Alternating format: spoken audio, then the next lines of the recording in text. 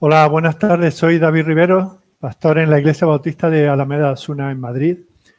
Estamos en este tiempo de transición, de tener los estudios desde mi despacho, a volver al local de cultos donde se reúne la Iglesia Bautista de Alameda Osuna. El próximo domingo esperamos tener nuestro primer culto y hoy estamos haciendo algunas pruebas con el equipo y esperamos desde aquí poder compartir el estudio de la palabra del Señor. Esta tarde vamos a considerar, volvemos al libro de los Hechos, vamos al capítulo 22 para leer y considerar a partir del versículo 23 y hasta el versículo 11 del capítulo 23. Así que comenzamos a leer en Hechos 22, 23, pero antes vamos a pedir al Señor que bendiga este tiempo de estudio. Padre nuestro que estás en los cielos, que también estás en nuestros corazones, te alabamos y te damos gracias porque tenemos la certidumbre de que tú eres un Dios que quieres el bien de tu pueblo, que tú, Señor, ordenas todas nuestras circunstancias para la gloria de tu nombre, para nuestro bien, porque tú te deleitas, Señor, en tu amada, en tu iglesia. Tú, Señor, quieres que, a pesar de vivir en un mundo caído, en un mundo en el que no somos bien recibidos, en el que tenemos tantas dificultades y tantas secuelas por causa del pecado, tú, Señor, aún así quieres glorificarte, quieres manifestar que eres un Dios poderoso. Y te damos gracias por este tiempo que hemos vivido en esta excepcionalidad. Gracias por habernos sostenido, gracias porque has permitido que la mayoría de nosotros hayamos sido librados de cualquier enfermedad, y aquellos, Señor, que la han sufrido, tú has estado a su lado, han recuperado su salud, y te damos gracias, Señor, porque el resto de situaciones y de entornos en nuestra vida también están en tus manos.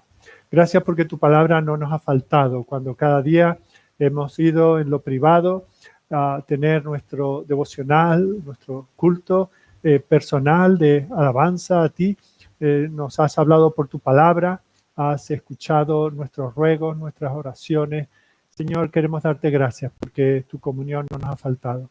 Y ahora que entramos en una nueva etapa en que es sabio, es prudente y es adecuado poder volver a reunirnos, te pedimos que nos bendigas, que nos sigas protegiendo y sobre todo, Señor, que nuestros actos públicos de adoración te tengan a ti en el centro, que busquemos tu gloria y nuestro bienestar en ti y en tu palabra.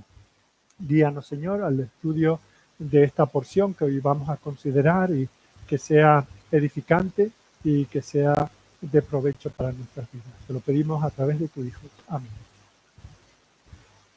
Bueno, pues vamos a leer este pasaje comenzando en el versículo 23 del capítulo 22 del libro de los Hechos, claro. Y como ellos gritaban y arrojaban sus ropas y lanzaban polvo al aire, mandó el tribuno que le metiesen en la fortaleza y ordenó que fuese examinado con azotes para saber por qué causa clamaban así contra él.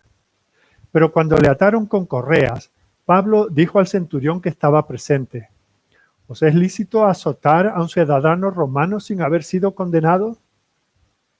Cuando el centurión oyó esto, fue y dio aviso al tribuno, diciendo: ¿qué vas a hacer? Porque este hombre es ciudadano romano. Vino el tribuno y le dijo: dime, ¿eres tú ciudadano romano? Él dijo: sí. Respondió el tribuno: yo con una gran suma adquirí esta ciudadanía. Entonces Pablo dijo: pero yo lo soy de nacimiento. Así que luego se apartaron de él los que le iban a dar tormento. Y aún el tribuno, al saber que era ciudadano romano, también tuvo temor por haberle atado. Al día siguiente, queriendo saber de cierto la causa por la cual le acusaban los judíos, le soltó de las cadenas y mandó venir a los principales sacerdotes y a todo el concilio. Y sacando a Pablo, le presentó ante ellos. Entonces Pablo, mirando fijamente al concilio, dijo: varones hermanos, yo con toda buena conciencia he vivido delante de Dios hasta el día de hoy. El sumo sacerdote Ananías ordenó entonces a los que estaban junto a él que le golpeasen en la boca. Entonces Pablo le dijo, Dios te golpeará a ti, pared blanqueada. ¿Estás tú sentado para juzgarme conforme a la ley y quebrantando la ley me mandas golpear? Los que estaban presentes dijeron, ¿al sumo sacerdote de Dios injurias?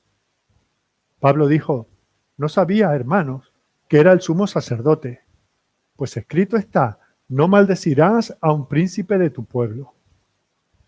Entonces Pablo, notando que una parte era de saduceos y otra de fariseos, alzó la voz en el concilio. Varones hermanos, yo soy fariseo, hijo de fariseo. Acerca de la esperanza y de la resurrección de los muertos se me juzga. Cuando dijo esto, se produjo disensión entre los fariseos y los saduceos, y la asamblea se dividió.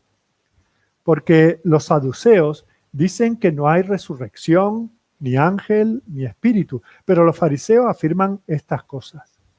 Y hubo un gran vocerío, y levantándose los escribas de la parte de los fariseos, contendían, diciendo, ningún mal hallamos en este hombre. Si un espíritu le ha hablado, o un ángel, no resistamos a Dios.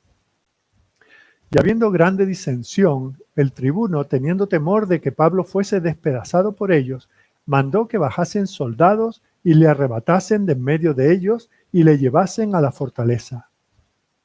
A la noche siguiente se le presentó el Señor y le dijo, ten ánimo, Pablo, pues como has testificado de mí en Jerusalén, así es necesario que testifiques también en Roma. Bueno, pues hasta aquí en lo que hemos estudiado de este libro y de la historia del apóstol Pablo como misionero, hemos visto que era un embajador libre de Jesucristo durante casi 20 años, el periodo que hemos visto desde el capítulo 9 a este capítulo es de casi 20 años. Pero aquí en este capítulo 22 él pasa de ser un hombre libre a ser un cautivo, un prisionero del Estado romano.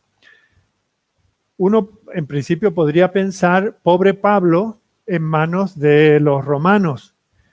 Si ya en manos de los judíos casi lo matan, ¿qué le pasará en manos de los romanos?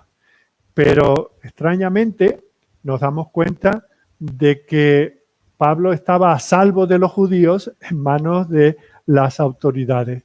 Las autoridades seculares se portaron mejor con él que su propia gente, que su propio pueblo. Al fin y al cabo, los judíos solo querían matarlo. En esta porción que acabamos de leer, podemos dividirla en tres partes. En primer lugar, podemos ver a Pablo y los romanos, Pablo ante ese primer tribunal, donde el cual no es realmente un tribunal, se le hace una investigación, pero bueno, tiene que dar cuenta ante esas autoridades romanas. Eso sería los versículos del 23 al 29. En segundo lugar, vamos a ver a Pablo también en un preliminar de juicio, podríamos decir, ante las autoridades judías. Y ahí iríamos desde el versículo 30 del capítulo 22 al versículo 10 del capítulo 23.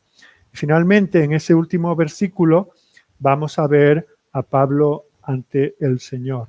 Primero ante los romanos, luego ante las autoridades judías y luego ante el Señor. Así que vamos a centrarnos en el primer punto, Pablo y sus captores. Si tenéis en cuenta lo que habíamos estudiado anteriormente, el alboroto que se produjo en el templo, porque consideraron algunos que Pablo había metido allí a un gentil y se armó una tan grande que tuvieron que llamar a las autoridades, vinieron 2 centurias romanas a poner orden. Y vemos como ahora el comandante de esa guarnición tiene un problema. Hay un gran desorden en la ciudad. Y no fue una cosa puntual, sino que tuvo su continuidad. Esta gente no descansó simplemente con que él estuviese detenido. Y una de las labores de este tribuno era averiguar, aquí hay alguien que es acusado por un montón de gente, y una de sus labores es averiguar qué es lo que estaba pasando, cuál era el problema. Y para eso, claro, a nadie le persiguen por nada, no se monta un tumulto contra una persona sin ninguna razón. Así que algo habrá hecho, un poco bajo esa premisa, él quiere averiguar de qué era culpable Pablo. Y de momento no lo había confesado, así que pensó que la única manera de llegar al fondo de la cuestión era sacarle una confesión. ¿Y cómo podía hacer eso? Pues sometiéndolo a una tortura. Como si él dijera, bueno, me voy a enterar por las buenas o por las malas. Y después de una paliza, seguro que este hombre dice lo que realmente pasa, porque recordad que había habido un primer intento de dirigirse a su pueblo, se hizo un gran silencio, luego hubo un alboroto tal vez peor que el primero, o sea que alguna cosa había. Y él quiere sacar esa confesión por la fuerza con el propósito de mantener el orden en la ciudad. Así que se nos dice que lo ataron, imaginamos que entre dos postes, y estaban preparando para azotarlo. Y tenemos aquí que tener en cuenta que este azotamiento no era el judío, que tenía un límite, como mucho aplicaban 40 azotes menos uno. En este caso era sin límites. Esto era el flagellum romano, que es pues lo que hicieron con Jesús, ¿verdad? Que en muchas ocasiones acababa con la vida del propio individuo que lo sufría. Pero vemos que justamente antes de darle el primer golpe, Pablo hace una pregunta. En el versículo 25 le pregunta al individuo que le va a azotar, dice, ¿os es lícito azotar a un ciudadano romano sin haber sido condenado? Bueno, esta era una pregunta retórica. Pablo sabía, y aquel hombre bien sabía, que eso no era legal. Todo el mundo lo sabía. De hecho, el propio intento de confesión por medio de la violencia no era correcto. Así que este hombre va al tribuno y le dice, mira, que este hombre me ha dicho que es un ciudadano romano, así que vamos a andarnos con cuidado.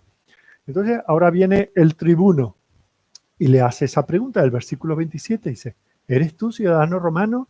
Y él respondió afirmativamente. Ahora, es importante que tengamos en cuenta que si uno decía que era ciudadano romano sin serlo, eso estaba tipificado y era un delito que se pagaba con la pena capital. Así que nadie apelaba a esto, porque si apenas había un tumulto y lo más que merecía era una multa o unos azotes, vale. Pero si por defenderse de eso alegaba que era un ciudadano romano sin serlo, eso lo pagaría con la pena capital. Así que dieron por sentado que Pablo, llegado el momento, sería capaz de demostrar que era realmente un ciudadano romano. Y vemos cómo eso inmediatamente cambió la actitud de este hombre. Así que comenzó a tener un diálogo respecto a la ciudadanía. Y en el versículo 28, este hombre dice, yo tuve que pagar un alto precio por mi ciudadanía. Por el capítulo 24, nosotros sabemos que este hombre se llamaba Claudio Lisias. Y Lisias, y eso lo estuvimos viendo creo la semana pasada, era un nombre griego, con lo cual hemos de entender que este fue un ciudadano griego que tuvo una oportunidad porque justamente Claudio había emitido una ley que permitía que distintas personas, por ejemplo, si habían hecho alguna heroicidad, habían hecho un servicio extraordinario al Estado, si no eran romanos, pues se les gratificaba con la ciudadanía. Era una manera de reconocer lo que habían hecho por el ciudadano. Luego también Claudio había tomado esto como una manera de recaudar algo de dinerillo, porque daba la oportunidad a todo el que quisiera adquirir esta ciudadanía, pagando una cierta cantidad, la obtenía. Y se ve que eso es lo que ocurrió en este caso.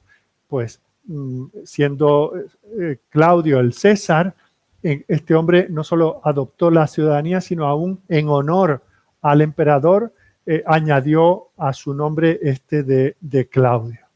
Bueno, pues esa era la experiencia del tribuno. En cambio, Pablo le dice que su caso era diferente, que él no había comprado su ciudadanía. Él había nacido ya como un ciudadano romano. Lo cual nos da una indicación de su padre. de alguna manera, el padre de Pablo, cuando Pablo nació, ya el padre era un ciudadano romano. No sabemos cómo había llegado a serlo.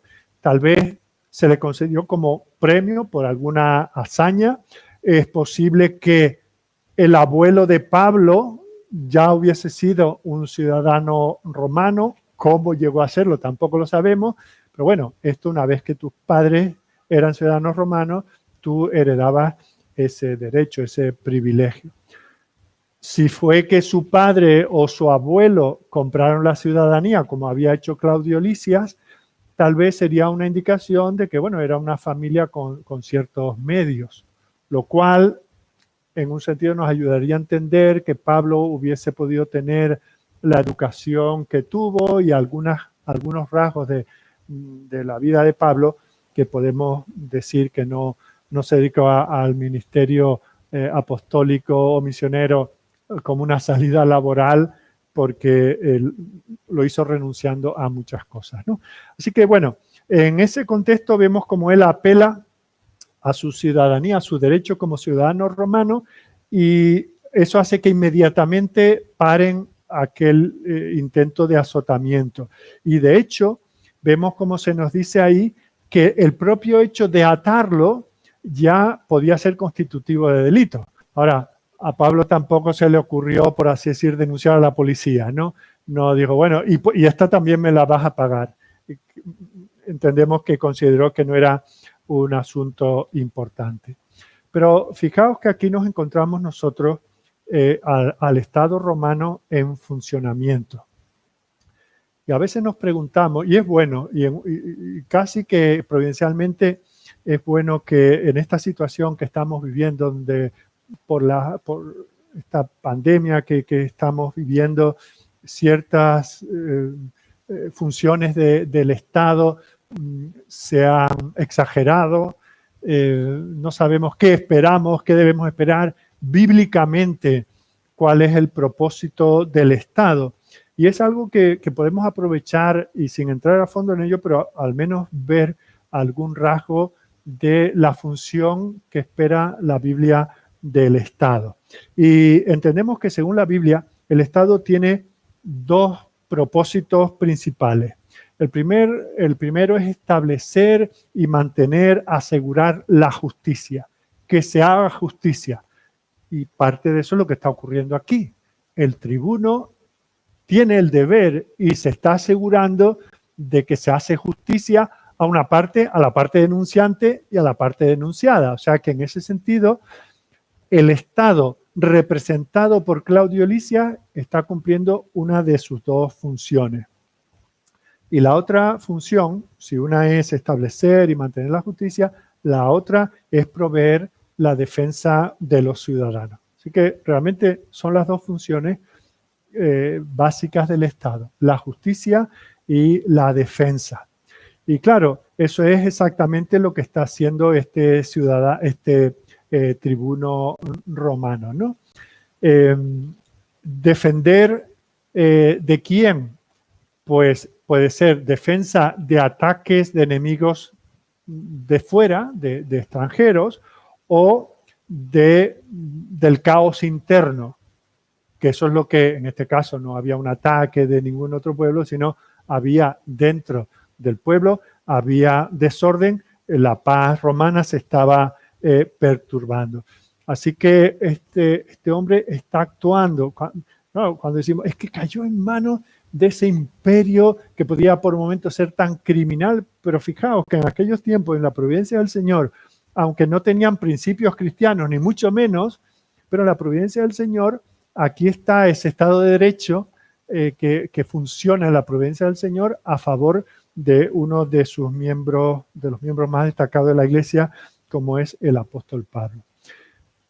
Volviendo a este asunto del Estado, el problema en nuestros días es que esperamos del Estado cosas que no le corresponde proveer. Y claro, y como dejamos en manos del Estado esas cosas que son responsabilidad nuestra, el Estado no puede cumplir con ellas como debe, porque realmente no es su función, pues nos pasamos el día quejándonos porque esperamos que papá Estado haga lo que nosotros hacemos, como cuando lo dejamos en sus manos, lo intenta hacer, no lo hace bien, nos quejamos porque no lo hace como nos gustaría. Por ejemplo, en este asunto de la seguridad, esperamos que sean otros los que nos defiendan, otros los que provean para nosotros seguridad, los que nos cuiden. Entonces ya nacemos y ya, bueno, desde la cuna hasta la tumba esperamos que el Estado sea el que nos cuide, ¿verdad? Algo harán por nosotros. Viene esto mismo, cada uno con esta situación que vivimos, no tomamos nuestras precauciones, no tenemos una provisión, por ejemplo, de víveres o cualquier otra cosa en caso de que surja algo, vivimos al día porque esperamos que en un momento dado el Estado te provea desde una mascarilla hasta un paquete de fideos o el típico rollo de papel higiénico, ¿verdad? Pero sabemos que esa nunca fue la función o el propósito del Estado. Para esas otras cosas el Señor ha creado la familia. Para esas otras cosas el Señor ha creado la iglesia. Es por eso que incluso la iglesia, cuando pierde el sentido de cuál es su función en la tierra, se pone a hacer cosas que no le corresponden, que sí le corresponden al Estado, y descuida la suya. Lo importante que yo quiero que veamos en esta tarde, a la luz de este pasaje, es que aquí este tribuno está tratando de proveer estas dos cosas. Hacer las averiguaciones necesarias, porque claro, Pablo es nuestro héroe, es el protagonista de nuestra película, pero ante aquella gente eran muchos que lo denunciaban. Supuestamente había profanado un lugar sagrado y era justo que se escuchase a una parte y a la otra para establecer justicia y para evitar una algarabía que no sabemos en qué podía acabar. Entonces vemos cómo de esa manera interviene. Y vemos que eso nos lleva a nosotros a reflexionar, porque muchas veces decimos, por ejemplo, en nuestro contexto, decimos, bueno, no vivimos en un Estado de Derecho, porque como no tengas medios suficientes, solo los que tienen medios consiguen que se les haga justicia. Bueno, es cierto que si tú te ves en un pleito y tienes dinero para pagar un buen abogado, tendrás más posibilidades de una buena defensa que si te tienes que defender tú mismo o un abogado de oficio, ¿verdad? Pero aún en un Estado corrupto, hecho por hombres corruptos y sin tener a Dios en su mente, nosotros podemos decir que en general vivimos en una nación, vivimos en un Estado donde hay un Estado de Derecho y donde hay una igualdad, ya digo, que luego a la hora, si tú nunca te has visto en un pleito y no has tenido que defender un caso, no sabes la diferencia que hace hacerlo teniendo o no teniendo medios, ¿verdad? Pero en realidad tenemos que dar gracias a Dios que el Estado de alguna manera cumple su función, ¿verdad? Ahora, en esta situación vemos como no podemos, por otras cosas y estudiando otros aspectos de la historia, podemos quejarnos de cómo actuó el Imperio Romano. Pero en esta situación vemos este hombre que en el uso de su derecho y de su función hace lo que tenía que hacer. Así que ninguna pega a la actuación. De hecho, vemos como incluso ni se le llegó a dar un solo golpe al apóstol, sino que se le reconoció su derecho.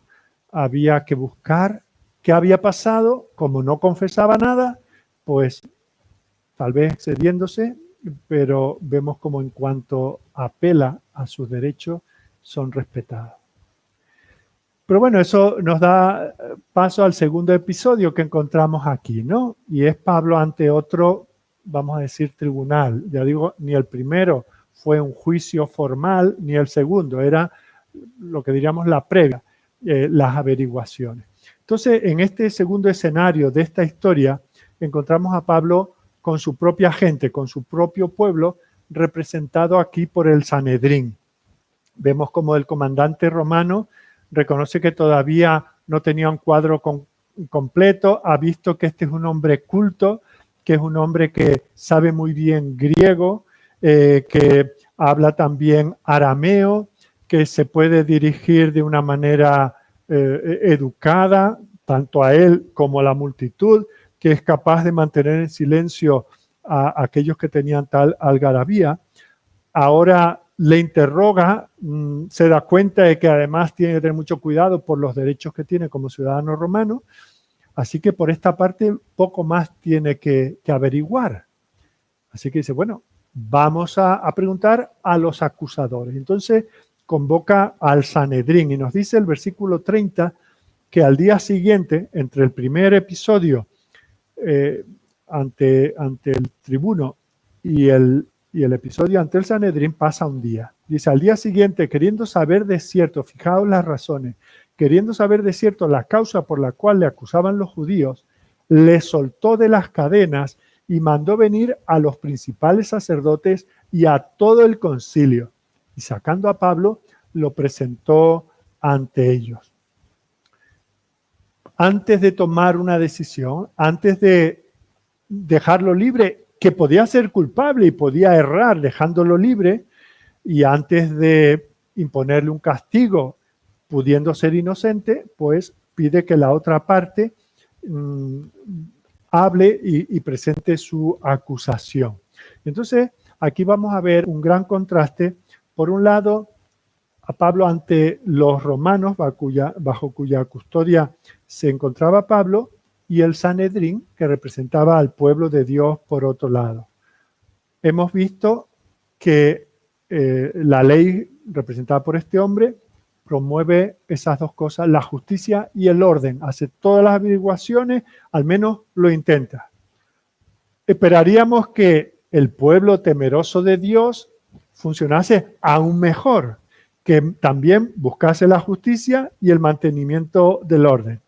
Pero nos damos cuenta de que no tenía ningún interés en ninguna de las cosas, ni en la justicia ni en el mantenimiento del orden público. No estaban interesados más que en quitarse a Pablo del medio. Ya lo habían dicho 2 veces anteriormente, que muera, no conviene que siga viviendo este hombre. Y no era un deseo de a ver si se muere ya de una vez, sino a ver si lo quitamos del medio nosotros. Así que vamos a ver con qué se encuentra, ¿no? Por cierto, que tampoco tenían interés en el orden porque están a punto de montar otro lío allí ante aquella augusta asamblea. Y entonces vemos cómo Pablo apela a 3 cosas. En primer lugar, a su conciencia. Es llevado delante del Sanedrín, delante de este tribunal, diríamos hoy eclesiástico, religioso, se le da la oportunidad de hablar. Y mirad cómo comienza en el versículo 1 del capítulo 23. Entonces Pablo, mirando fijamente al concilio, dijo, varones hermanos, yo con toda buena conciencia he vivido delante de Dios hasta el día de hoy. Bueno, imaginaos que estas son las primeras palabras de un discurso que él tenía articulado, dispuesto a presentar. Pero no le dieron oportunidad de llegar a terminarlo. Vemos que el sumo sacerdote que presidía este concilio era Ananías y sabemos por la historia, aparte de las escrituras, que era un hombre secular de los más impíos, que incluso posteriormente cuando hubo aquellas guerras de los judíos antes de la destrucción de Jerusalén, lo mataron sus propios conciudadanos. Y lo que hace es que directamente, cuando ante esas palabras, yo con toda buena conciencia he vivido delante de Dios hasta el día de hoy, la respuesta a un hombre que dice que ha actuado en buena conciencia es decirle que le den una bofetada en la boca. Así de generoso, así de espíritu de hombre temeroso de Dios manifiesta tener este hombre. Ahora, ya vemos la reacción del sumo sacerdote, pero vamos a analizar brevemente esta afirmación de Pablo. Él dice algo muy atrevido y muy impactante. En toda buena conciencia, he vivido en toda buena conciencia hasta el día de hoy. Claro, hay muchas personas, incluidos algunos cristianos, que dicen, pero ¿cómo puede un hombre como Pablo, siendo un apóstol de Dios, inspirado por él cuando escribía medio Nuevo Testamento, cómo se atreve a decir que él había vivido hasta aquí de continuo, hasta el día de hoy, en toda buena conciencia? ¿En qué estaba pensando? Es que se olvidaba él de sus días en el judaísmo. Él mismo admitía, él había sido un perseguidor de la iglesia, él había sido instrumental en la muerte de algunos de los miembros destacados de la iglesia allí en Jerusalén, incluido el primer mártir, que era Esteban. ¿Cómo se atreve a decir qué es lo que había en su mente para que él a estas alturas pueda decir que en toda buena conciencia había vivido hasta el día de hoy? Bueno, pues si examinamos realmente lo que pueden querer decir estas palabras, no nos debería extrañar. Él realmente había vivido en toda buena conciencia. Es cierto que por un tiempo vivió equivocadamente, pero conforme a los dictados de su conciencia. Él tenía una conciencia edificada por la luz que tenía de la palabra de Dios. Y según lo que él entendía por la palabra de Dios, que era bueno y que era malo, él había actuado en buena conciencia. Él era monoteísta. Él no admitía que nadie viniese diciendo que era el Mesías si realmente no lo era. Así que cuando él perseguía a ese Jesús al perseguir a la iglesia, no estaba yendo en contra de su conciencia, estaba yendo según su conciencia. No estaba yendo en contra de lo que creía que tenía que hacer. Precisamente lo hacía por los dictados de su conciencia.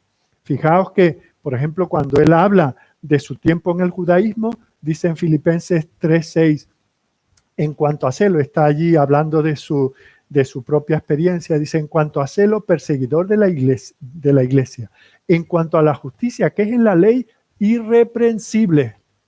O sea que analizándose él, no cómo lo analizaría Dios, sino cuando su conciencia lo examinaba a él se veía irreprensible. No dice yo era irreprensible a los ojos de Dios, sino yo era irreprensible a los ojos de mi conciencia. Y la conciencia es algo a lo que nosotros estamos llamados, a lo que debemos prestar atención. Pero eso no quiere decir que nuestra conciencia siempre es correcta. Nuestra conciencia es, pues por ejemplo, 1 metro. Yo cuando estudié en el bachillerato nos decían que ¿qué es 1 metro? La definición de 1 metro. Es un barrote de platino e iridio que se conserva en el Museo de Pesos y Medidas de París, o algo así era la definición, ¿no? Hoy supongo que será cosa de átomos y lo que tarda en ir y volver de no sé dónde a no sé dónde. Bueno, del centímetro 0 al 100, supongo. Pero bueno, entonces ese es el fiel que me hace a mí tomar otras medidas. Si ese fiel es correcto, si el metro con que yo mido las cosas es correcto, yo estaré en lo correcto. Pero si ese metro le faltan o le sobran unos centímetros, yo haré lo que dice mi metro, pero mi metro está equivocado. Actúo conforme a mi conciencia, pero si mi conciencia no está bien informada, hay personas que su conciencia les dice que hoy pueden vivir con una mujer y mañana pueden vivir con otra porque y creen que son fieles a sus criterios. No, es que yo creo que debo ser fiel en serie, ¿verdad? Una temporada con una, otra temporada con otra y otra temporada con otra. Yo actúo conforme a mi conciencia. Muy bien, actúas en buena conciencia, pero tu conciencia está mal informada, porque en el principio Dios dijo que un hombre con una mujer hasta que la muerte los separe. Entonces, este asunto de la conciencia tenemos que tener cuidado con ello, porque hasta que el Espíritu de Dios no nos ilumina por su palabra, nosotros podemos actuar mal en buena conciencia creyendo estar haciendo lo bueno, hacer lo malo. Pero bueno, por terminar este punto, en el caso de Pablo, él lo que está diciendo es que él nunca había actuado en contra de los criterios que estaban asentados en su mente. Ahora, nosotros sabemos, y él sabía, que sus criterios previos eran equivocados. Hasta que el Señor le dijo, persiguiendo a los cristianos, me estás persiguiendo a mí, él no dijo, Señor, me doy cuenta de ello. Él creía que estaba haciendo lo justo. Bueno, en segundo lugar, vamos a ver lo que sucede con Ananías.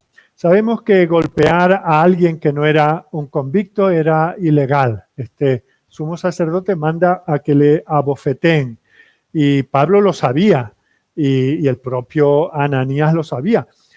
Y por eso dice en el versículo 23, perdón, el versículo 3 del capítulo 23. Entonces Pablo le dijo, Dios te golpeará a ti, pared blanqueada. ¿Estás tú sentado para juzgarme conforme a la ley? Y quebrantando la ley me mandas golpear. Bueno, aquí lo primero que tenemos que preguntarnos es ¿qué mandamiento de la ley había quebrantado aquí Ananías? Y realmente no hay ningún mandamiento en todo el Antiguo Testamento que diga exactamente esto. Lo más cercano, y tal vez es lo que estaba en el pensamiento de Pablo, es lo que vemos en Levítico capítulo 19, versículo 15, donde dice, no harás injusticia en el juicio, ni favoreciendo al pobre, ni complaciendo al grande. Con justicia juzgarás a tu prójimo. Y es cierto que al parecer en aquellos tiempos había, aparte de esto, que ya digo es lo más parecido a una ley a la que pudiese apelar Pablo para denunciar la injusticia de Ananías, aparentemente había un dicho que decía algo así como aquel que abofetea a un israelita es como si abofetease la gloria de Dios, ¿no? El fondo de eso, bueno, entendemos que, bueno, es una criatura hecha a imagen y semejanza de Dios y más siendo parte del pueblo de Dios, entendemos que ese es el origen de ese dicho que se dice que era popular. Bueno, lo que sabemos es que Pablo reprende al sumo sacerdote porque considera ilegal esa manera, y vemos como alguien que está cerca de Pablo le reprocha, ¿no? Y dice, ¿cómo te atreves? Porque mirad que Pablo también responde a una bofetada, pues llamando al sumo sacerdote pared blanqueada y hombre injusto que le golpea en contra de la ley. Entonces, en ese momento, cuando le dicen, mira, es que estás hablando así del sumo sacerdote, vemos como Pablo admite que sus palabras, si este era el sumo sacerdote, sus palabras no eran apropiadas. Por eso dice en el versículo 5, no sabía, hermano, que era el sumo sacerdote, pues escrito está, no maldecirás al príncipe de tu pueblo. Y vemos como la referencia aquí es a Éxodo 22, 28. Ahora, cabe preguntarse, aunque no sea tan importante ahondar en ello, pero ¿por qué no habrá reconocido Pablo al sumo sacerdote? Pues distintos comentaristas presentan distintas alternativas. Algunos, porque mirad que en el versículo 1 es interesante que Lucas dice que estuvo mirando fijamente al concilio. En aquellos inicios de defensa, no miró así como quien dice grosso modo. La expresión de Lucas es muy clara, que miró fijamente al concilio. Por lo tanto, si no reconoció al sumo sacerdote, algunos dicen, bueno, es que Pablo no veía bien. Y hablan de que, por ejemplo, cuando él escribe la carta a los Gálatas, dice al final en el 6:11, dice, mirad con cuán grandes letras os escribo de mi propia mano. Y eso a su vez podría significar que no era alguien acostumbrado a escribir mucho y que no tenía buena letra y que no hacía las las letras exquisitas y elaboradas de un escriba, por así decir, profesional, o puede querer decir que no veía bien y que cuando escribía necesitaba escribir en letras grandes para que él mismo lo viera. Con lo cual, algunos dicen, no reconoció al sumo sacerdote porque no veía apenas, ¿no? Bueno, podría ser esta una posibilidad. Otra posibilidad que apuntan algunos comentaristas es que Pablo aquí estaba siendo sarcástico. No nos extraña, porque en alguna otra ocasión también lo fue, ¿no? Pero esto sería, claro, al leer uno no ve el tono, no escucha el tono con que lo dice, ¿no? Pero imaginaos esto de cuando le dan la bofetada, dice, y él lo llama pared blanqueada, dice, pero ¿qué es el sumo sacerdote? No sabía, con ese comportamiento, menudo sumo sacerdote, ¿no? No sabía, hermanos, que era el sumo sacerdote. Bueno, pues podría ser, ¿no? Que él estaba aquí siendo sarcástico. Pero posiblemente la tercera explicación que nos dan los comentaristas es tal vez la más plausible. Y es que tenemos que recordar que desde que él comenzó su ministerio, cuando él andaba persiguiendo a cristianos en Jerusalén y sus alrededores, desde ese momento ahora han pasado casi 20 años.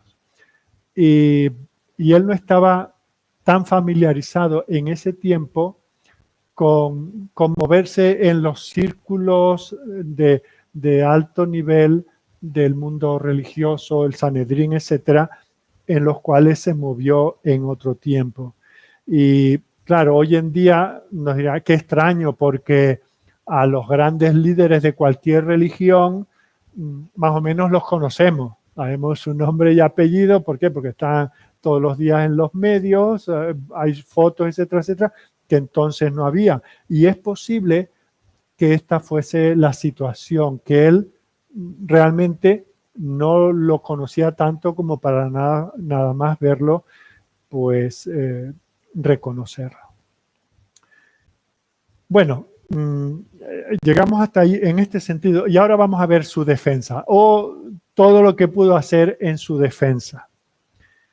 Primero apeló a su conciencia, luego es abofeteado y trata de defenderse de eso. Y ahora vamos al pasaje tal vez más interesante de lo que tenemos delante. Lo que hace aquí, recordemos que él está siendo llevado a esta, creo que hoy en día se llama una vistilla, ¿no? Cuando antes del juicio público hay un poco ese careo entre quien acusa y quien es acusado. Y vemos como en esta situación él hace algo que consideramos que fue muy brillante de su parte. Este que no reconoció al sumo sacerdote personalmente, sí percibió que en aquel Sanedrín habían fariseos y habían saduceos. Los saduceos sería el equivalente a los modernistas de nuestros días. Estas personas que niegan los milagros, que no creen en el mundo espiritual, en el mundo de los ángeles, no creen en una vida más allá, no creen en la vida después de la vida y mucho menos en la resurrección. Solo creen en lo que ven y lo que pueden sentir con su sentido. Y en contraste con estos saduceos, que ya digo sería equivalente a los liberales de nuestros días, están los fariseos, que eran los conservadores. Y siendo que él percibe esto, ahora introduce un asunto que ya no se centra aparentemente tanto en él, sino en la razón de su ministerio, que es la resurrección. Por eso en el versículo 6 ya no habla tanto de él, de su ciudadanía, de su ministerio, de que él realmente no llevó a nadie al templo que no debería estar allí. No. Él dice, varones hermanos, yo soy fariseo, hijo de fariseo. Pensad, no sabemos cuántos, pero buena parte de aquella gente eran fariseos. Y de alguna manera él se estaba ganando el favor de los fariseos. Yo soy fariseo. Nosotros enseguida las antenas puestas. Y los otros supongo que las escopetas cargadas, ¿no? Soy fariseo, hijo de fariseo. Acerca de la esperanza y de la resurrección de los muertos se me juzga. Fijaos que en este giro magistral él busca el apoyo de los fariseos. Al menos diciendo eso, él sabe que un buen número de ellos se va a poner a su favor. De hecho, lo consigue porque mirar en el versículo 9 que estos hombres que formaron parte de la turba que inicialmente montó aquella algarabía en el atrio del templo, ahora mirad, cuando se dan cuenta que este es uno de los suyos, dice el versículo 9, ningún mal hallamos en este hombre. ¿De qué manera él se consigue el favor? Estos no van a decir, sí, le acusamos de esto, de lo otro, porque era uno de los suyos, estaban de acuerdo con esto. Sobre todo, a lo mejor si hubiese sido todo de fariseos, lo hubiesen condenado por cristiano, pero como el asunto era de la vida más allá de esta vida, estos se pusieron de su lado. Claro, por otro lado, igual que consiguió esa simpatía, los saduceos, viéndose amenazados o confrontados por uno que era, por un lado, un enemigo público, que donde iba aparentemente se podía montar un lío, pero además, desde el punto de vista de ellos, era un hereje, con lo cual se inflamaron, ¿no? Y enseguida se enfrentaron, ya no tanto a él, ahora se enfrentaron entre ellos, ¿no? Y que vemos aquí al pobre tribuno que ya no sabe qué hacer, ve que este hombre es un culto, que habla idiomas, que se puede hablar con él, que además es un ciudadano romano, que es un hombre de paz. Ahora ve que los propios acusadores no se ponen de acuerdo. O sea que no le están ayudando en nada. Bueno, esto que yo he presentado como un recurso brillante, no todo el mundo lo ve así. Hay comentaristas que consideran que esto era impropio de Pablo. Esto es una jugada muy baja, un recurso con pocos escrúpulos de parte de Pablo. Anda, que recurrir a esa treta de liar al tribunal para él salirse con la suya, metiendo un asunto teológico de este calado, fue un poco de juego sucio. Pero fijaos que, bueno, quien lo quiera interpretar así, pues que tendrá que dar ciertas explicaciones. Pero fijaos que Pablo vio aquí una oportunidad de hablar de la razón de ser del cristianismo, de él como cristiano, del evangelio que él predicaba. Fijaos que el problema no era tanto él o si metió o no metió a un gentil en el templo. De hecho, se ve que ya esto se había olvidado, porque en este tribunal nadie dice, sí, pero que metió ahí a un incircunciso. Eso se ve que ya se había olvidado.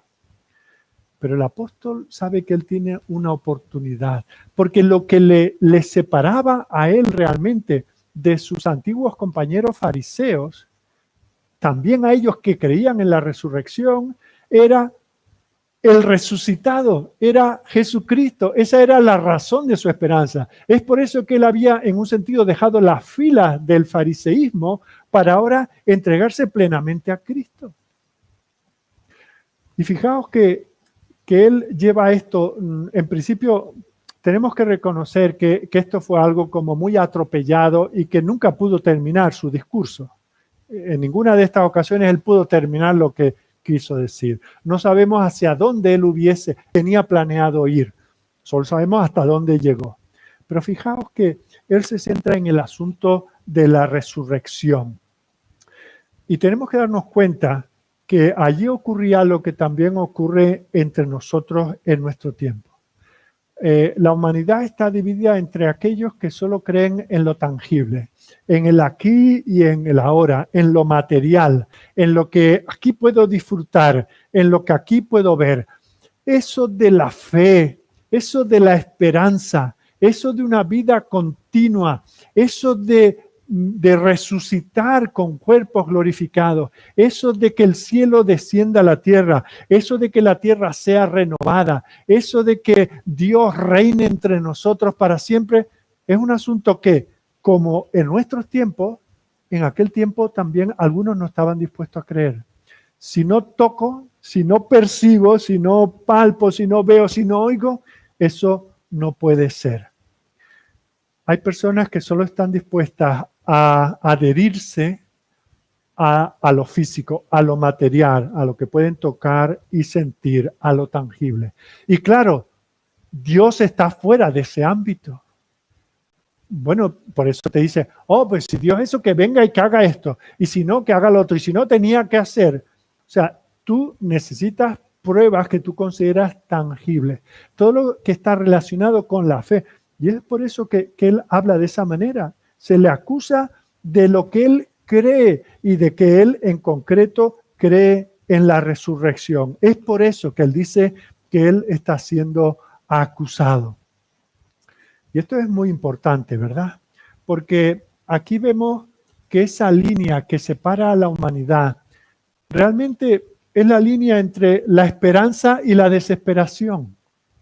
Nosotros, por la gracia de Dios, creemos que hay una esperanza y vivimos en el aquí y ahora, en este mundo material, con la esperanza de la esperanza cierta, porque Dios nos lo ha revelado así, de que en la vida hay más de lo que ahora podemos percibir con nuestros sentidos. Hay un mundo inmaterial, hay un mundo espiritual, hay una esperanza de vida. Y Pablo dice, por eso es que yo estoy en este tribunal. En el fondo ese es el gran problema. Porque si no, ya se oía, ya se sabía en Jerusalén que este que había sido de los nuestros ahora está predicando a Cristo y la resurrección. Y ni siquiera los que sí creían en estas cosas, como eran los fariseos, estaban dispuestos a admitir que Cristo había resucitado. Y si Cristo no ha resucitado, realmente es que no hay resurrección. La resurrección que nosotros esperamos está basada, está centrada, su epicentro es la resurrección de Cristo. Y esto que parece que es simplemente un echar un chorro de tinta para oscurecer toda la situación, Pablo está llevando aquel partido que estaba dividido en dos, los está llevando a la esencia del Evangelio. Hay unas realidades. Vosotros de alguna manera, yo estoy en vuestras manos, podéis hacer lo que queráis conmigo, pero hay una esperanza en mí. Yo creo en la resurrección. Y fijaos que esa línea que podemos llamar, a alguien ha llamado, esa línea de la desesperación entre los que no creen en estas cosas y los que por la gracia de Dios sí creemos, pues eso afecta a la filosofía, al arte, a la literatura, a nuestra conducta. Cuando nosotros creemos que solo existe este mundo material, pues aprovéchalo. Como dice el refrán, a vivir, que son 2 días, porque en el tercer día todo se acabó. En cambio, los que tenemos esa esperanza, estamos dispuestos a ir en cadenas, estamos dispuestos a sufrir por causa de este evangelio que no acaba en una cruz, acaba en una tumba vacía. Y esa es la esperanza del apóstol. Así que nosotros, como el apóstol, podemos decir, yo creo en la resurrección de los muertos. Ese fue, por así decir, su discurso final, no le dejaron decir más. Se me juzga por lo que yo creo. Y lo creo no de una manera superficial. Estoy dispuesto a dar mi vida porque yo creo en la resurrección de los muertos. Así que de esa manera, de nuevo, tan abrupta y con tanto jaleo, se acaba este segundo episodio. Ante el tribunal romano, que esperábamos que le fuesen y de hecho parece que esa era la intención inicial, de matarlo a latigazos, es que ni lo tocan. El tribunal religioso, sus antiguos compañeros de fe, lo primero una bofetada en la boca y luego querer matarlo. Pero él, aún en esa situación, él defiende la esencia de su fe. Fijaos, cuando esto, incluso en la práctica para nosotros, cuando hablamos de dar testimonio del Evangelio, ¿en qué cosas nos centramos? Muchas veces hablando de mi experiencia, de lo bien que me va desde que voy a la iglesia, de lo buenos que son los hermanos, de cómo me ayudan, cómo yo colaboro, de cómo me voy de misiones a sacar agua potable para unos niños o llevar comida. Todo eso son cosas tremendas. Pablo había venido a Jerusalén a traer una ofrenda, ayuda humanitaria, pero ahora que es puesto ante un tribunal y se le da la oportunidad, y sabe que es corta, no pierde el tiempo en cosas periféricas, que pueden tener una importancia tremenda. Él va a la esencia, lo que distingue no solamente a los saduceos, sino aún a los fariseos, aún los que creen que hay vida más allá de esta vida.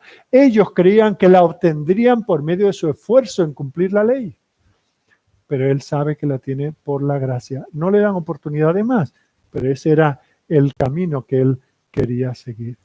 Bueno, pues antes de terminar, nos queda un versículo que ver. Vemos que está Pablo ante un tribunal romano civil, luego ante un tribunal judío religioso y ahora se encuentra delante del Señor. Fijaos, ese Señor que había intervenido hacía muy poco, unas horas, para que él no cometiera el error de ofrecer un sacrificio que había sido toda una blasfemia, ahora este mismo Señor se le acerca y se le presenta. Unos no creen en él, pero este Señor se le presenta, le dice en el versículo 11 a Pablo: ten ánimo, Pablo, pues como has testificado de mí en Jerusalén, así es necesario que testifiques también en Roma. Bueno, si nos damos cuenta, esto no es nada especial, no es nada nuevo.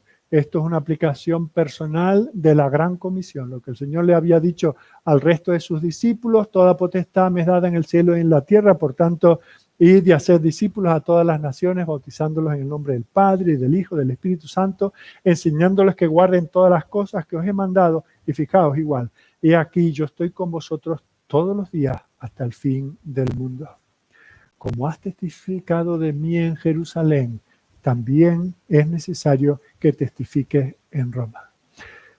Este hombre lleva 20 años visitando buena parte del mundo conocido alrededor del Mediterráneo, estableciendo iglesias, predicando el Evangelio, escribiendo lo que luego formaría parte del Nuevo Testamento. Y ahora el Señor nos dice: bueno, Pablo, ya has hecho bastante, ahora te voy a dar un tiempo de descanso. De hecho, es un descanso forzoso porque estás arrestado, así que aprovecha el tiempo para fortalecerte. No, fijaos, le recomisiona. Y en esa recomisión, si se puede usar esa expresión, le da una certidumbre. Pablo, esto no se va a acabar aquí. Tú vas a llegar hasta Roma.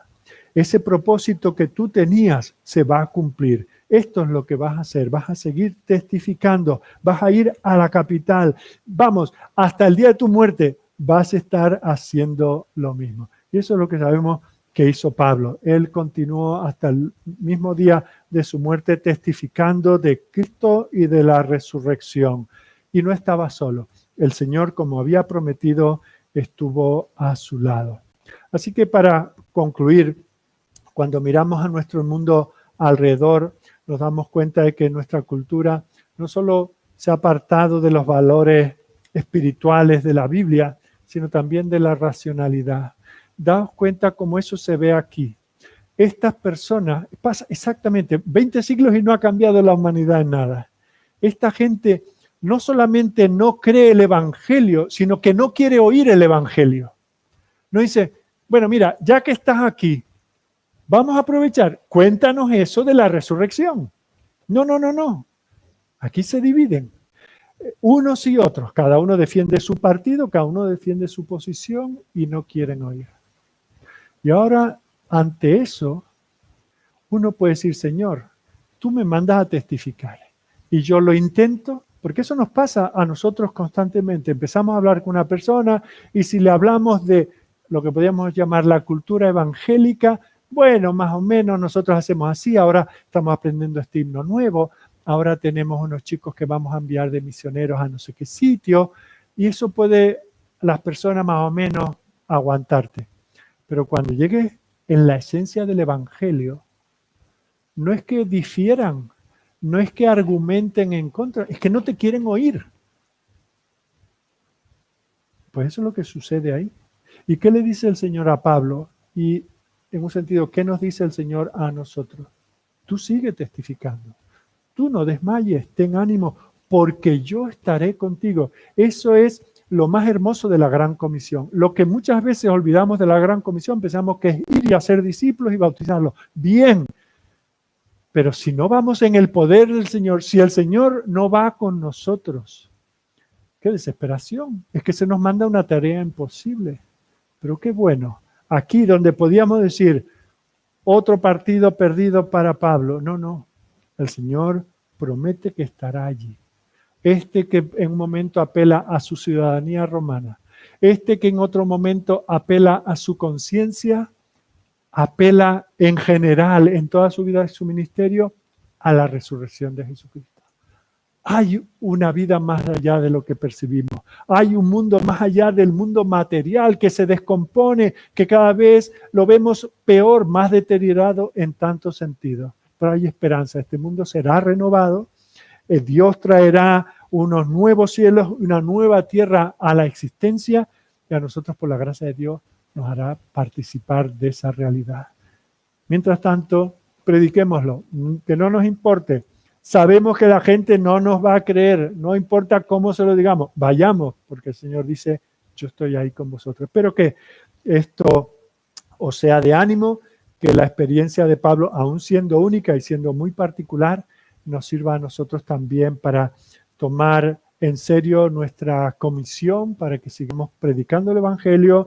A veces seremos puestos ante tribunales, a veces seremos tratados con injusticia, pero sabemos que solo hay un evangelio. Centrémonos en él, en la confianza de que el Espíritu estará con nosotros y él convencerá, convertirá, traerá nueva vida a los corazones. Bueno, gracias por vuestra atención. Espero que el próximo domingo, a los que estáis aquí, tenemos algo de público hoy aquí, pero los que nos siguen y los que el domingo también, por causa de salud, etcétera, se tengan que quedar en casa. Esperamos estar aquí de nuevo a las 10:30. Vamos a adelantar media hora del horario habitual. A las 10:30 estaremos aquí teniendo ya un culto completo y predicando también la palabra. Así que vamos a despedirnos con una oración. Señor Dios y Padre nuestro, te damos gracias por este episodio que hemos visto hoy de Pablo presentándose ante estas autoridades que en principio podríamos decir a las cuales había que temer porque el Estado con su secularidad no tiene por qué estar a favor de nosotros, no es esa su función, pero las dos funciones que tenía las ejerció y no podemos tener ninguna queja contra aquel tribuno que actuó en justicia y el cual incluso protegió la vida de tu siervo. Gracias, Señor, porque también a favor de tu iglesia hay muchos que sin saberlo están obrando para nuestro bien, aún negando tu existencia, tu providencia. Te damos gracias porque vivimos en un mundo en que por tu intervención las cosas no son tan caóticas como nosotros podíamos ser capaces de llevarlas a ese caos total. Y te damos gracias, Señor, porque aunque a veces también somos juzgados por aquellos que se llaman religiosos, incluso que se llaman cristianos, sabemos, Señor, que hay algunos que lamentablemente se han corrompido de tal manera que niegan las realidades espirituales, con lo cual están negando al Dios de la palabra, la propia palabra, al Cristo que ha venido, que ha vivido haciendo milagros genuinos y que ha muerto y ha resucitado y que ahora está reinando a tu diestra para siempre. Señor, en Él creemos, en Él confiamos, porque Él resucitó, estamos convencidos que nosotros también resucitaremos con Él y esperando ese día queremos seguir siendo fieles a ti, predicando el Evangelio. Bendice a todos aquellos que hayan seguido y considerado este estudio y te pedimos, Señor, que les sirva de ánimo, que tú seas glorificado por nuestra vida, que podamos tener buenas conciencias, bien informadas, Señor, que no hagamos con una buena conciencia cosas malas porque no estamos llenos del conocimiento de tu palabra. Asístenos, Señor, son tantas nuestras necesidades, pero tú eres mayor que ellas. A ti te lo confiamos todo y te lo pedimos en el nombre de tu Hijo. Amén.